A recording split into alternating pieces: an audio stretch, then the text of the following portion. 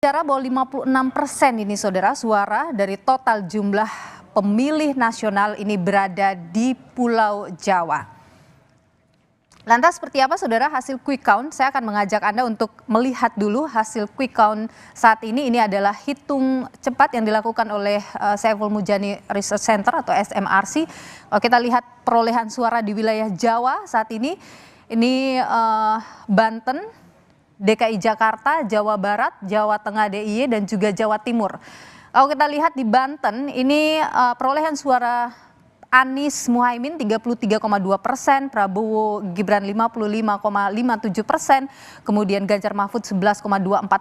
DKI Jakarta ini sangat tipis sekali persaingan antara Anies dan juga Prabowo. Anies Muhaimin 40,12%, Prabowo Gibran 41,43%, kemudian Ganjar Mahfud 18,45%. Sementara kalau kita lihat Jawa Barat, Anies Muhaimin ini 31,69%, kemudian kita lihat Prabowo Gibran 58,07%, kemudian Ganjar Mahfud 10,24%. Kalau kita lihat Jawa Tengah dan Daerah Istimewa Yogyakarta,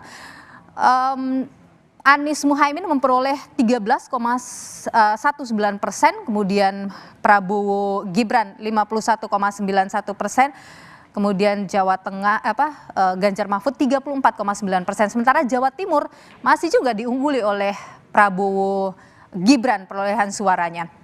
Ini untuk wilayah Jawa. Kemudian yang jadi pertarungan sengit juga adalah 3 wilayah, Jawa Barat, Jawa Tengah, Jawa Timur. Tapi kita mau lihat Jawa Tengahnya. Jawa Tengah saudara terlihat di layar Anda. Ini adalah perolehan suara yang kami kumpulkan sampai dengan pukul 17.45 tadi.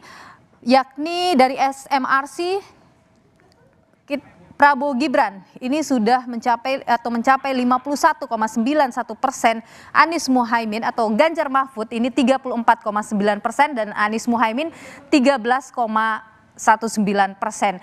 Kita akan kupas nanti seperti apa ini bersama dengan Pak Saiful Mujani dari SMRC. Tapi sebelum dengan Pak Saiful, saya ingin kembali mengajak Anda untuk melihat kondisi di Istora Senayan